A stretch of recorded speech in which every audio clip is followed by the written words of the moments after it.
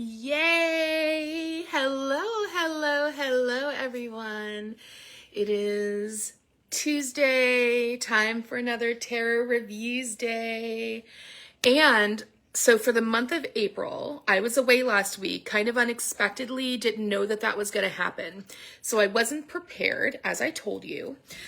But for the month of April, I have been planning ever since I started these transmissions that I wanted to do some of my earth-centered decks.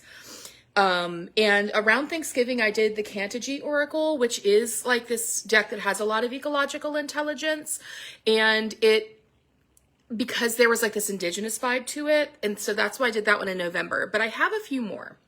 So I have one today that I want to kick off our April, like Earth Day, Earth Month decks with. And that is this beautiful deck that I got for my birthday this year. It's the Tarot of the Great Outdoors. And look at how pretty.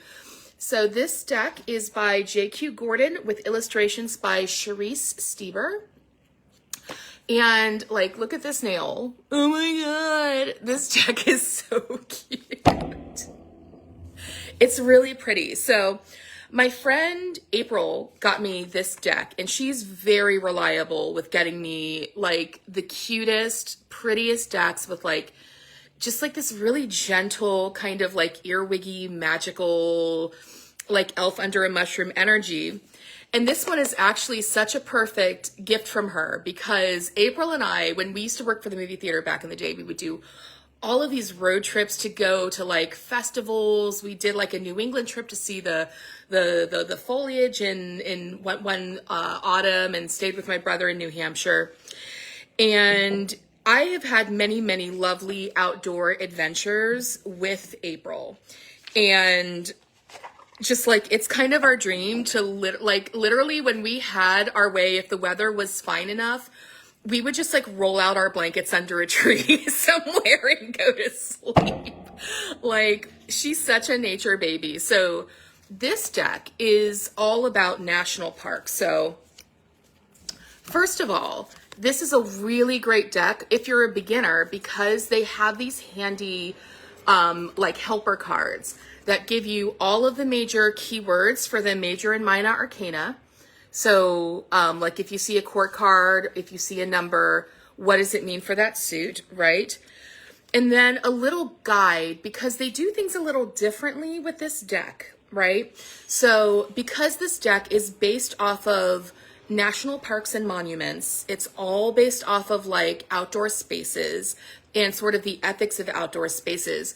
They've changed things up a little. So our cups are vessels, our wands are sticks, our swords are blades, and our pentacles are stones.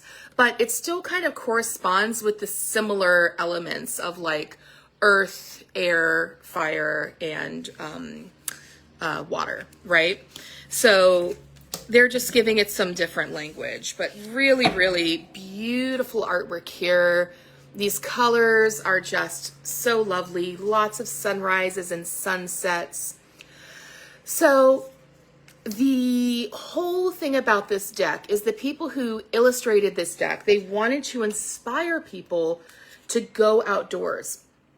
And so all of the major arcana is actual like recognizable national parks and monuments. In fact, when I was looking at this deck with April, like this is the Empress Olympic National Park. When I was looking at this deck with April, she recognized a lot of them by sight because she had been there, which was actually like super duper impressive.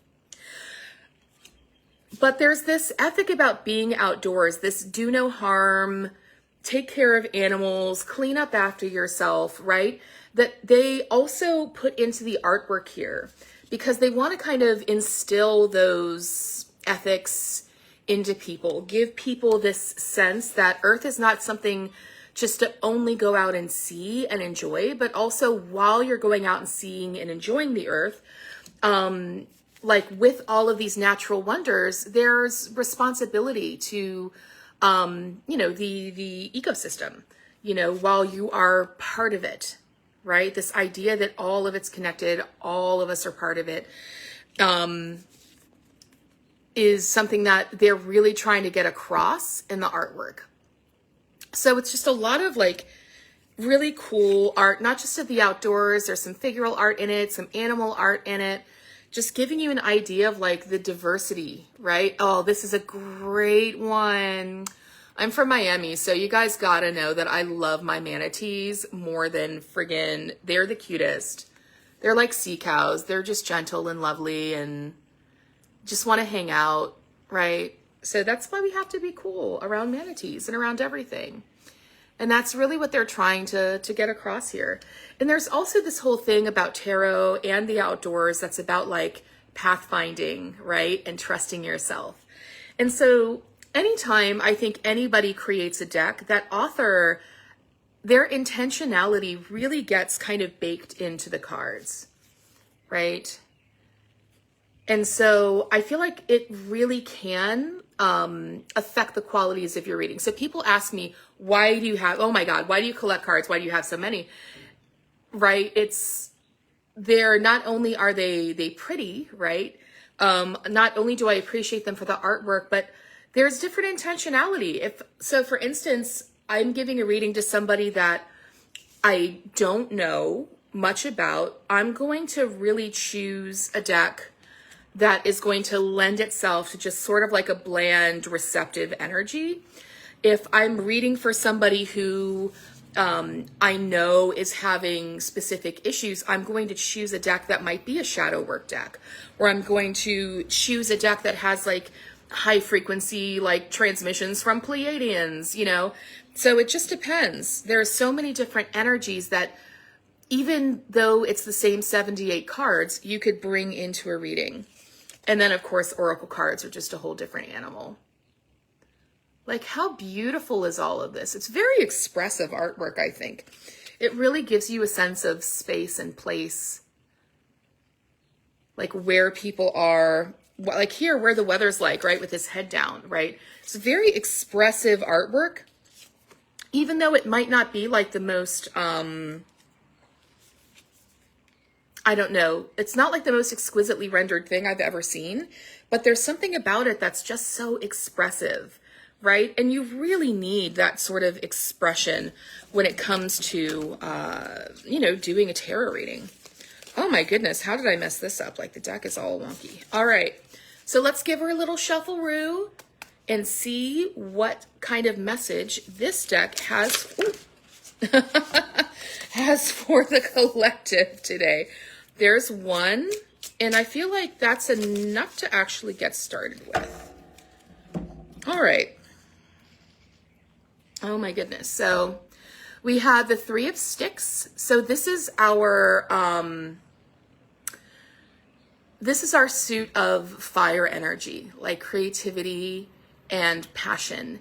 And 3 is a number of like friendship, right? Collaboration and harmony. And there's something about the way that this person is sort of looking to the distance, like at what might be a homestead here, and there's sunflowers in the field and they're apple picking, and it's just kind of cozy, right? There's just like this cozy energy happening here. Hold on, let me take a look. I want to make sure there isn't something I'm forgetting here.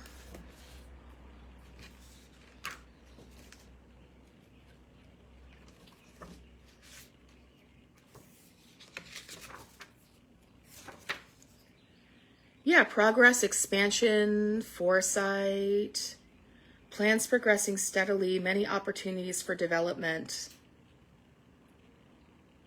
Interesting. Okay, I might need another card because what I'm getting here mostly from this is just this idea of like collaboration. This idea of like, I'm really looking at these sunflowers, that there is like this happiness. Oh, I'm getting it. There's this happiness that comes in community, right?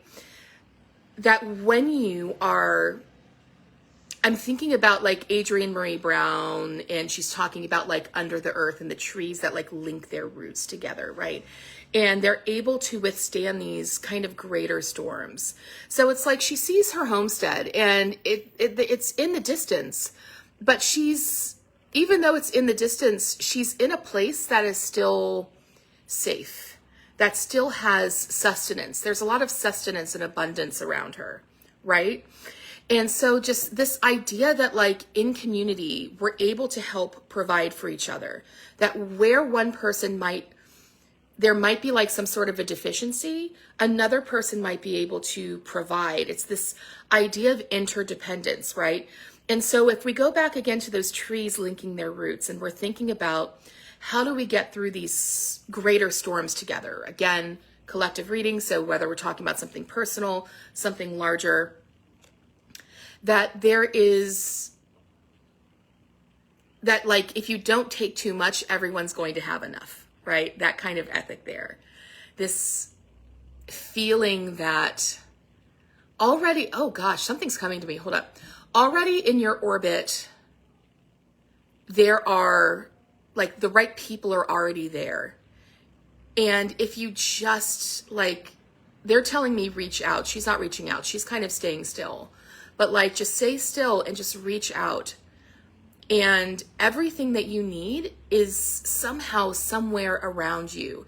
You just have to not be, see, okay, we are all,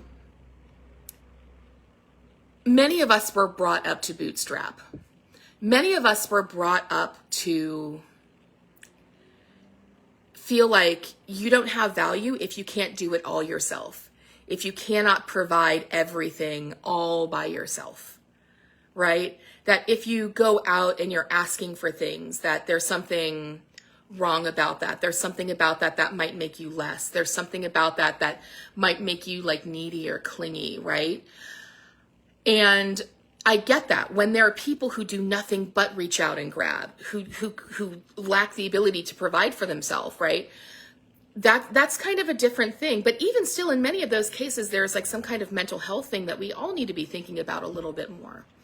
But right now, when times can be really hard, gas is super expensive, groceries are super expensive, right? So whether it's a social problem like that or something more like kind of geared in specifically to your life, we're at a point right now where we have to depend on each other, right? So who are the people in your life, right? Maybe you have apples and that is your gift. That apples are your gift to give to somebody, right?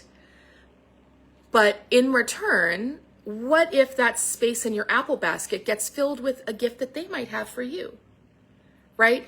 And so that there's this equitable exchange, right? There's no shame in that. In fact, this is how people survive. Like I'm thinking about, historically when there have been really, really bad times politically, economically, people tend to thrive when they create those interdependent communities where one person who has an abundance of one thing provides that thing for the community, and other people in the community who have abundance of another gift, they fill it in and it just kind of stone soups itself, And who doesn't like a nice hearty bowl of stone soup, right? There's plenty for everybody if we're all keying into what our gifts and our talents are, right? So I wrote a post about this actually recently on my Instagram. I was talking about 10 of Swords moments and what they mean. And that when we get to some of these moments in our lives, right?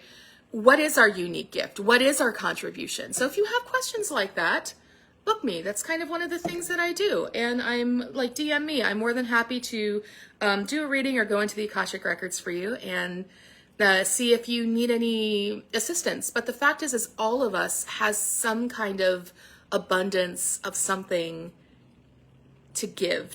We have a root to link to other roots in the community. So yeah, if you need help figuring any of that stuff out, send me a DM. Thank you all so much. All of my greatest and deepest love. I have more awesome earth-based decks to show you throughout the month of April, and I cannot wait to show you another one next Tuesday. Take care. Mwah. Bye, bye, bye, bye, bye.